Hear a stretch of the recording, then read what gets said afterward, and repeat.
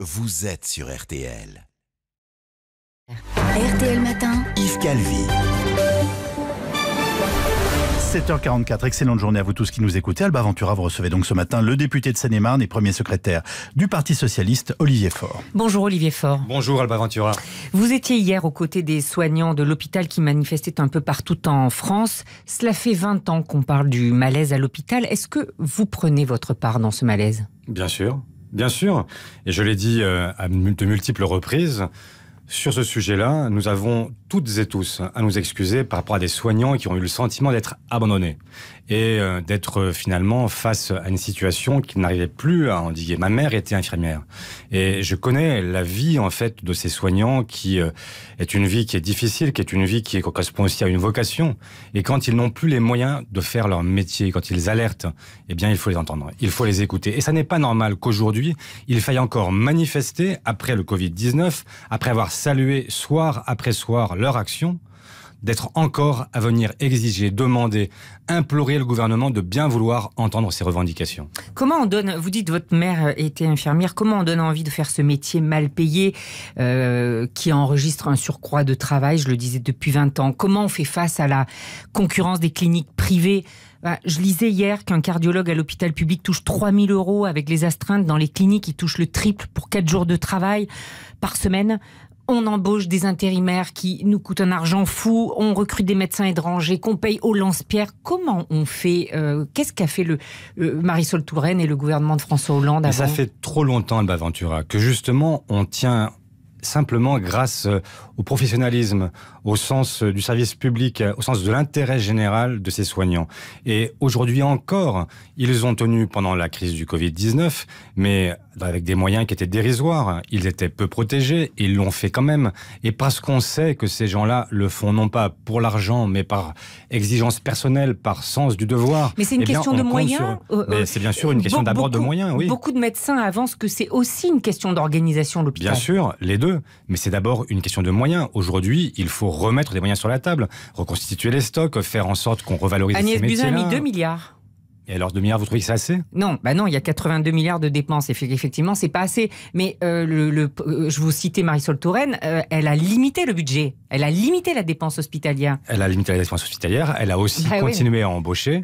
Mais effectivement, c'est pour ça que je vous ai dit tout à l'heure que nous avons tous à balayer devant notre porte. Il ne s'agit pas de dire, voilà, nous étions formidables. Moi, je pense qu'il faut mettre 6 milliards par an dans l'hôpital public, à la fois pour revaloriser les carrières et faire en sorte d'avancer, permettre une organisation différente et faire en sorte que les moyens soient disponibles pour que les femmes et les hommes qui ont cette vocation puissent le faire dans des conditions où ils n'aient plus à pleurer chaque jour quand ils rentrent chez eux.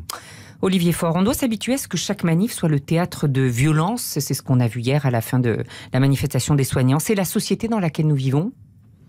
Ça n'est pas celle dans laquelle je veux vivre et je veux croire que ça n'est pas inéluctable.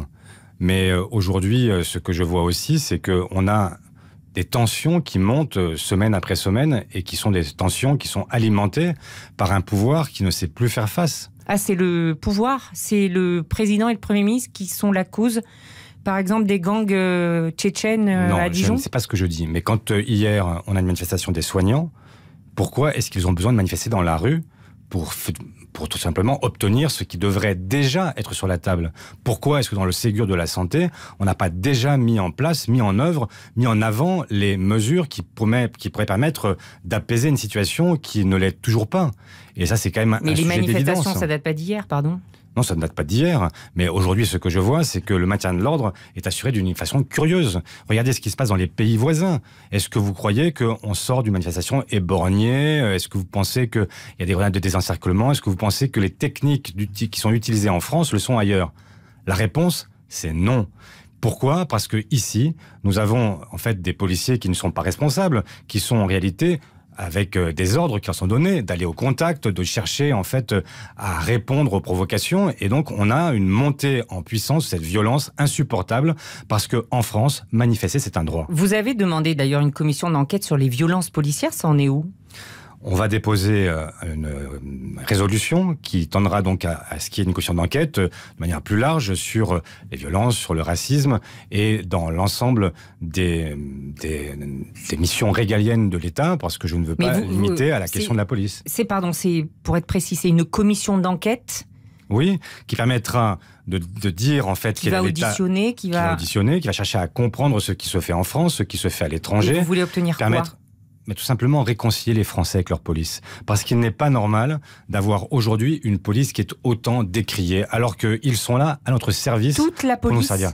Non, moi je ne dis pas que la police est à décrier, je dis simplement qu'aujourd'hui il y a une rupture du lien de confiance entre une partie croissante de la population et la police. Et ça n'est pas normal. Il y a 5 ans, Renaud chantait « J'ai embrassé un flic ». 5 ans plus tard, on a des Françaises et des Français qui pensent que leur police est une police violente. Eh bien, il faut que ça change. Il y a pour vous une tendance violente et raciste à la hausse ?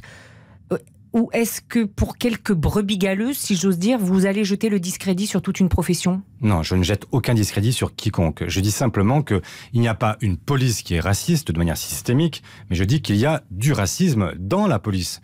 Et ça, y compris les policiers avec lesquels je discutais hier, en conviennent évidemment.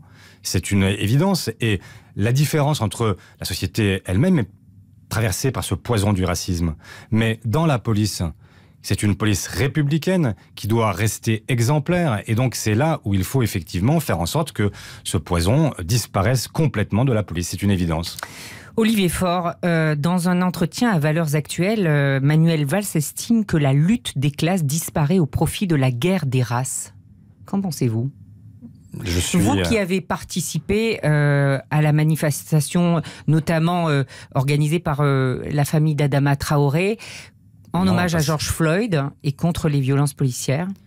Alors c'est organisé par SOS Racisme, mais effectivement j'ai participé à cette manifestation en hommage à George Floyd. Mais je suis consterné par cette phrase, pour tout vous dire. Comment peut-on dire cela ? Comment peut-on ne pas voir que la réalité sociale est une réalité qui s'impose à nous aujourd'hui ? N'avez-vous pas vu les Gilets jaunes pendant 1 an ? Est-ce qu'on n'a pas vu que pendant la crise du Covid-19 elle-même, on avait vu la résurgence des inégalités ? Est-ce qu'il faut déboulonner les statuts ? C'est pas ce que je dis. Je dis simplement qu'il faut arrêter de penser que la lutte des classes, en tout cas que la question sociale a disparu. Elle est évidemment très présente et elle domine complètement le débat public, ou elle devrait le dominer, parce que c'est la question centrale. Comment est-ce qu'on fait pour faire en sorte que les inégalités ne soient pas... C'est un problème social. Je ne dis pas que c'est simplement un problème social. Je dis que cette question sociale, elle est aujourd'hui centrale. Et qu'on ne peut pas dire qu'elle a été remplacée par une guerre des races. D'ailleurs, moi, je ne connais qu'une seule race, c'est la race humaine. Donc, je ne vois pas très bien ce à quoi il veut en venir. C'est une thèse qui est habituellement portée par l'extrême droite. Et donc, je ne vois pas très bien où il veut en venir. Lorsque vous entendez des proches de la famille Traoré dire, je cite, « Avec le comité Adama et d'autres dans les quartiers populaires, nous réinventons la gauche ». Ça, c'est notamment Youssef Brakni, un ancien membre du mouvement islamique de libération, qui se dit porte-parole du comité Adama. Comment vous réagissez ? Est-ce qu'il n'y a pas une instrumentalisation ? Ça peut arriver, effectivement, et je ne me reconnais pas dans ces propos. Je ne me reconnais pas dans toutes celles et ceux qui ont un autre combat que celui de la République. Je suis un républicain forcené.